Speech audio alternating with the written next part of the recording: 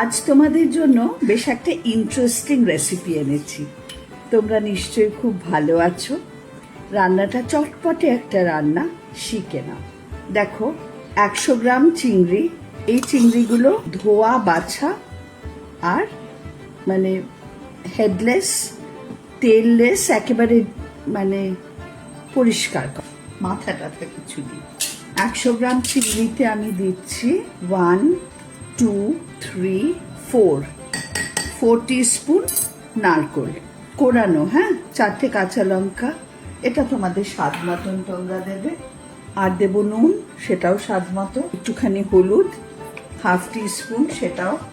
Just 1/4 teaspoon একটু চিনি, balance করার জন্য।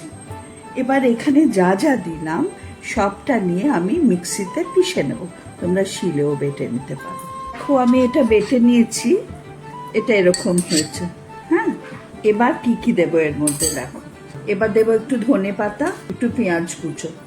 এগুলো দিলাম বলে আর একটু নুন লাগবে, একটু নুন দিলাম। এবার এগুলো সব ভালো করে মাখতে হবে।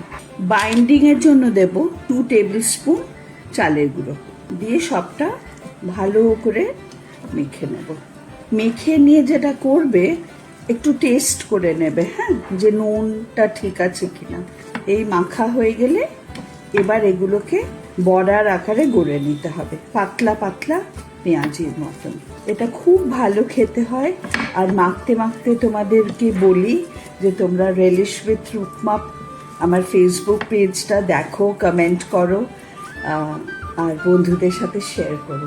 এই রেসিপিটা যদি ভালো লাগে তাহলে তোমরা কিন্তু সেভ করতে ভুলো না।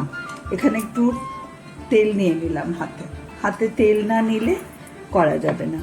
নিয়ে তোমাদের একটা আমি দেখিয়ে দিচ্ছি, এরম করে প্রত্যেকটা করে নিতে হবে। খুব বড় সাইজও করবে না, খুব ছোটও করবে না, এরম আমরা সাইজ করে বড়াগুলো তৈরি করে নেব।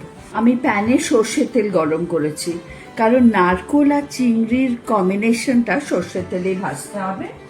আচ্ছা, এই যে কোয়ান্টিটিটা আমি বললাম, 100 গ্রাম চিংড়ি তে 8খানা বড়া হয়েছে, হ্যাঁ, এই সাইজের। এটা দেখিয়ে দিই, 8-এর বেশি হবে না কিন্তু। আচ্ছা, আমি সব কটা গুঁড়ে রেখেছি, এবার 4টে দিয়ে দেখাই। তোমাদের একটা কথা বলি, এই 100 গ্রাম চিংড়িতে আমি দিয়েছি যতটা নারকোল, নুন, চিনি, লঙ্কা, ধনে পাতা, একটু হলুদ, এগুলো তো সব দিয়েছি, কিন্তু চালের গুঁড়ো দিয়েছি 2 টেবিল স্পুন বাইন্ডিংয়ের জন্য। পেঁয়াজ দেবে একটা বড়, যদি না থাকে তাহলে দেবে 2টো মিডিয়াম। এবার এটাকে মিডিয়াম ফ্লেমে ভাজতে হবে। কিন্তু চিংড়ির কিন্তু এমনিতেই একটা বাইন্ডিং এজেন্ট আছে, ও চট করেই বেঁধে যায়। তাছাড়া চালের গুঁড়ো দেওয়া হয়েছে।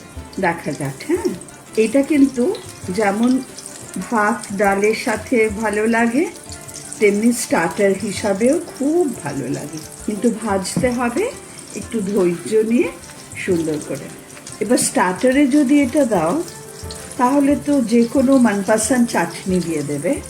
আর ভাত, পাতলা মুসুরির ডাল, একটু লেবু চিপে, এই বড়া, একটু আলুর ভর্তা, আর কি লাগে। নিরামিষ দিনে এতেই হয়ে যাবে। নিরামিষ দিনে না, গরমের দিনে, সরি, করছি একদম আমিষ আর বলছি নিরামিষ। এটাকে উল্টে পাল্টে ভাজতে হবে, চেপে চেপে দেবে, হ্যাঁ, তাহলে ভেতর থেকে সুন্দর ভাজা হবে। ধরে নাও যদি বেশি মেম্বার থাকে তাহলে মোটামুটি 250 চিংড়ি তো লাগবে। 250 চিংড়িতে তোমাদের গোটা 20টা হবে। এরকম করে ধৈর্য ধরে সোনালি করে ভাজবে। জামাই ষষ্ঠী আসছে, যাদের বাড়িতে জামাই আছে তারা কিন্তু এটা একটা ভেবে রাখতে পারো। এটা বানাতে যথেষ্ট কম হ্যাপা আর খেতে অসম্ভব ভালো।